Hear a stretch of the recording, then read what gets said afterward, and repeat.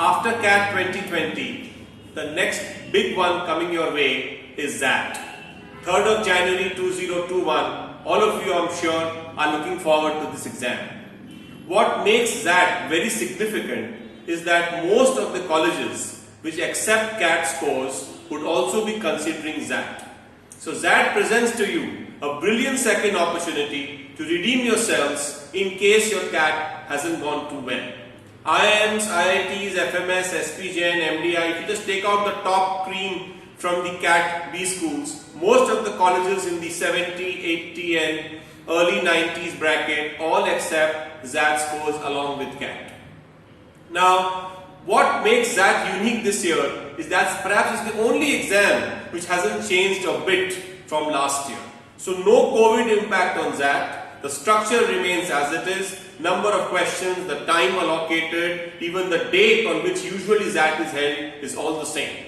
So what I'll do in the next few minutes is take you through the XAT 21 structure, the cutoffs of the top colleges under XAT, and what kind of a strategy in terms of time management we need to approach with overall as well as for every section. Finally, I'll leave you with what you can do in the next couple of weeks in order to do well in this exam.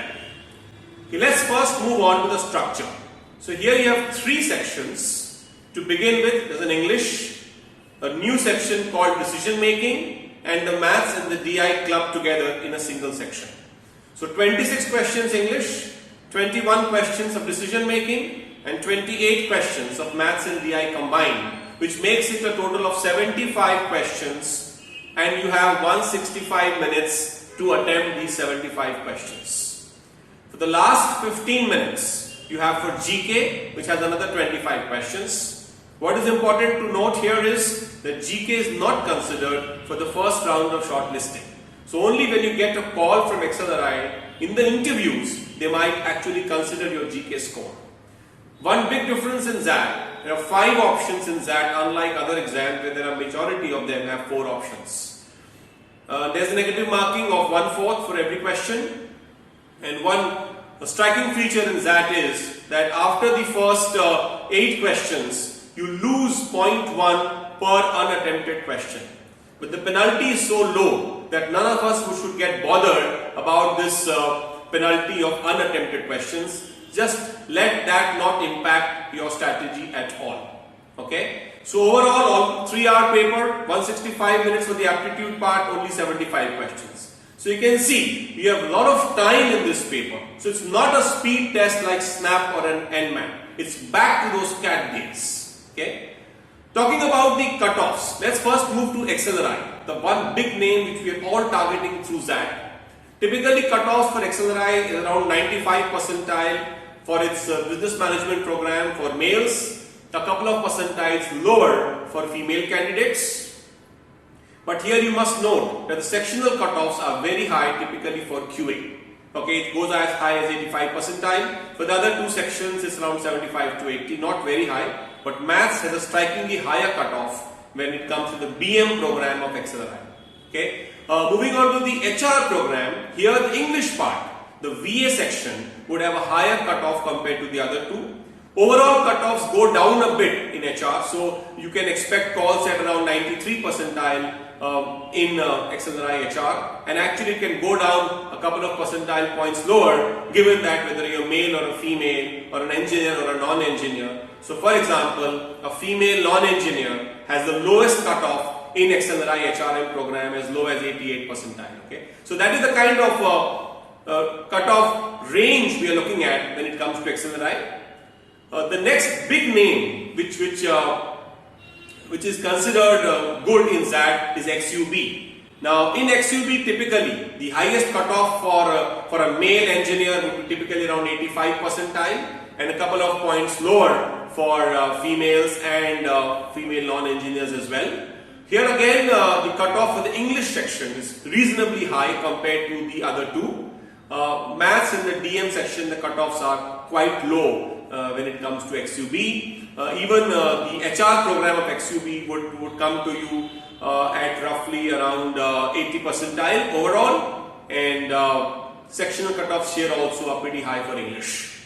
The third big name in terms of colleges under XAT is GIM, Goa Institute of Management. Typically has a cutoff of around 82 percentile overall in XAT for its main program, that's the MBA program, the PGDM. It has a couple of sectoral MBA programs like the data analytics, I think the insurance and banking, healthcare. So these typically would have a little lower percentile cutoffs than 82, and hugely your profile in terms of what background you have, do you have a related background to that, would be considered heavily in GIM.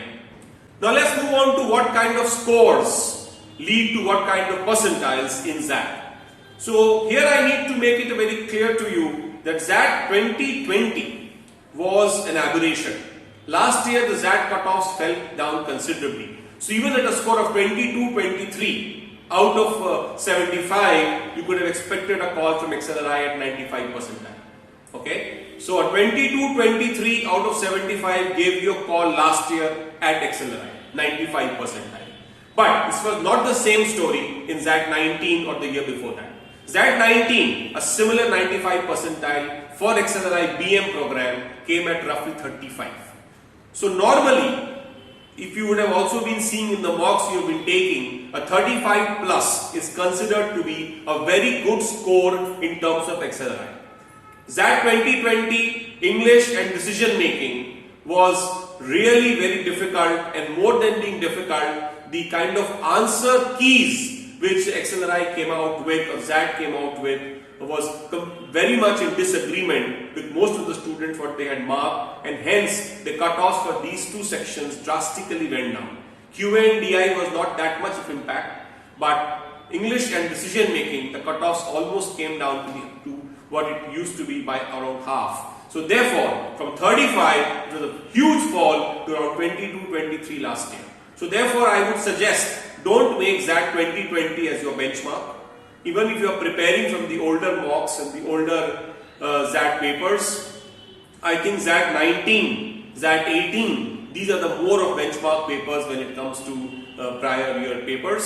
So I think 35 plus is what we all need to be targeting when it comes to XAT in order to get a call from XLRI. Let us now move to the strategy which is required to crack XAT.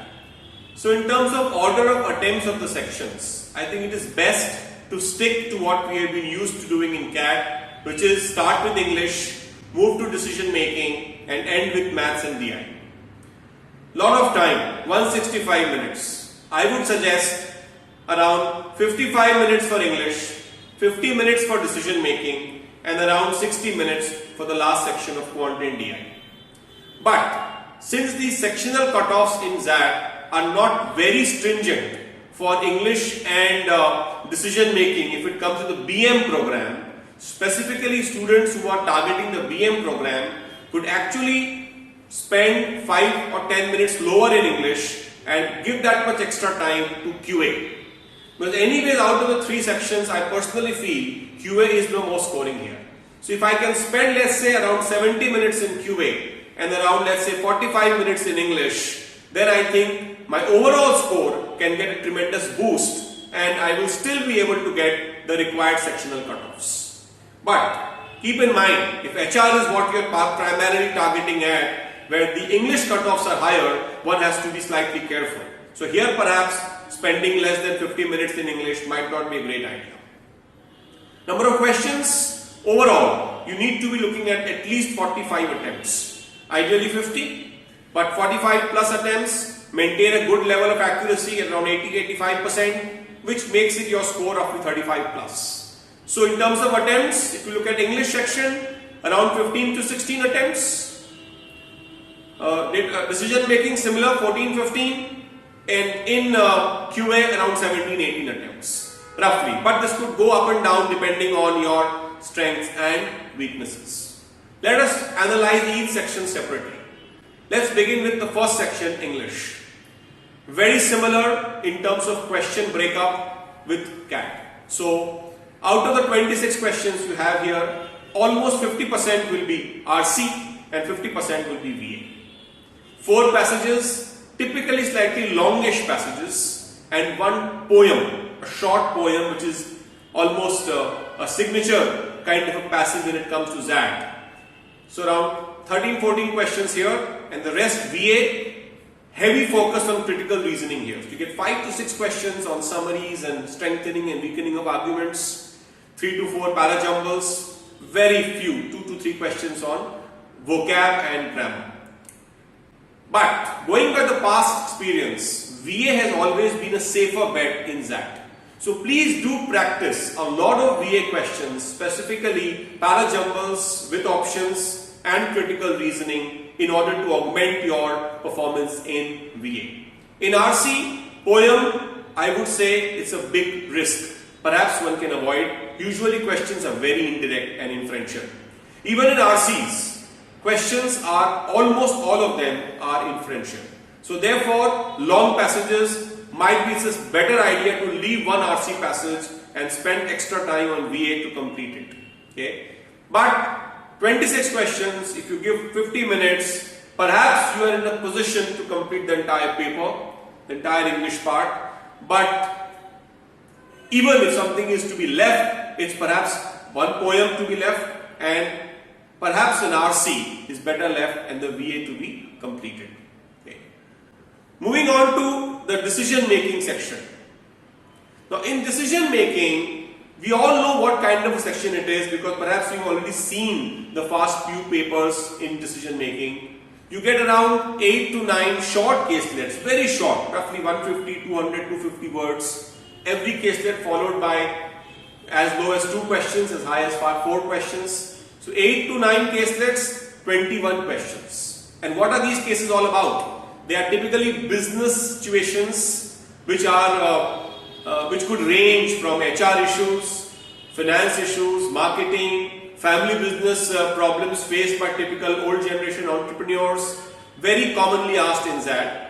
You don't need any past knowledge, so there is no management prerequisite required here in terms of jargons or any past knowledge.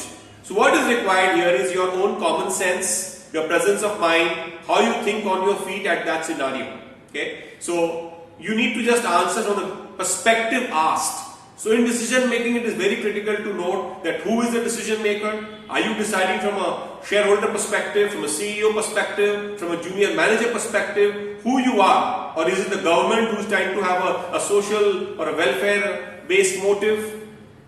Overall, remember 2 things in decision making. One is that always be ethical. Don't choose options that are bordering on the unethical side.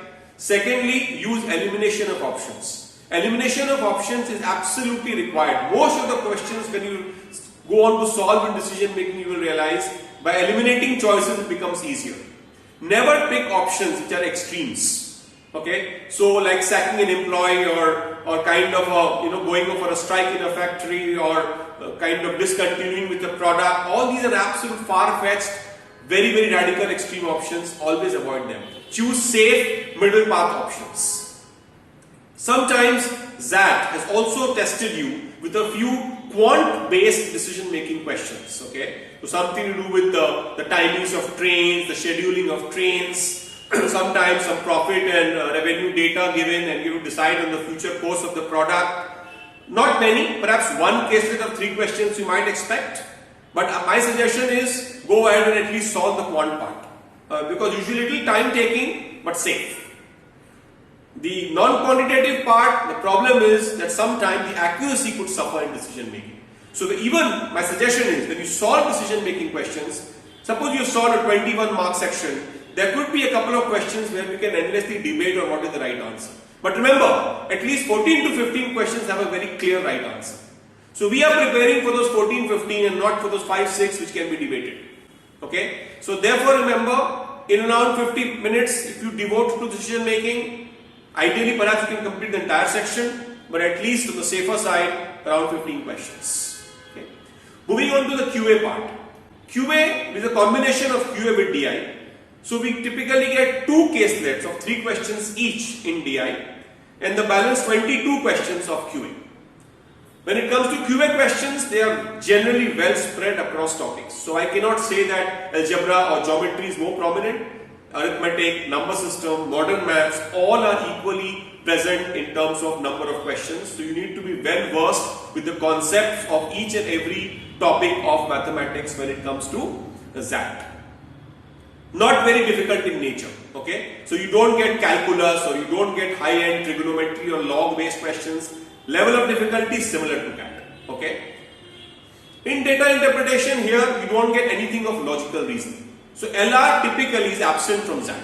So here maximum questions will be data driven, tedious, time taking, even options can go down to 2-3 decimal places, okay? No calculators. So you can assume too much of time will be spent on solving these DI questions. Usually my observation is that out of the 3 questions in DI which you do, 2 of them are fairly easily manageable, but 1 of them is very, very time taking. Please avoid that 1 question. Leave that, just 2 out of 3 and move ahead. So selection of questions is the key. Out of 28 questions, any good student, maths iska strength hai, you need to be looking at around 18 to 20 attempts here. At least 15-16 attempts in around 1 hour plus in maths. 2 questions typically sometimes you also get on data sufficiency, which typically I think can be avoided because usually it's a lot of error prone. So overall, if I kind of sum it up, XAT very similar to CAT, especially the English and the QA sections. DM is the new one. QA is the most scoring. You spend some extra minutes in maths and DI. That's kind of a home ground for you. You have done similar questions in the past. You can outscore in this section and boost your overall score. Okay? Do revise your maths concepts, formulae. Decision making, the only way you can practice is go through all the decision making questions of the last XAT papers. All the 8 mocks which Career Launcher Aspiration Account will give you, ensure you solve all 8 of them, all decision making questions. That's a very, very important factor because it's a new section to you. Also ensure in GK, though not very critical for the first round of shortlisting, but nevertheless, given an XLRI call, it becomes important. So do go through the GK zone in your aspiration account, the Manthan magazine, the online Manthan that is, and the compendium, GK compendium in your online account. Please go through them. The 8 mocks which you will get will have a host of GK questions. So 200 GK questions straight away those 8 mocks give you. And remember, in GK, most of the questions which you get are static GK. So it could be with respect to history, geography, books, authors, awards. Not too many questions on current affairs. Okay? So the best resources to study GK is the mocks and our GK zone. Okay? And remember, 8 mocks, not a single mock should be left. XAT specific section tests, all must be attempted. Formula, clear. All old XAT papers, especially DM, must be done.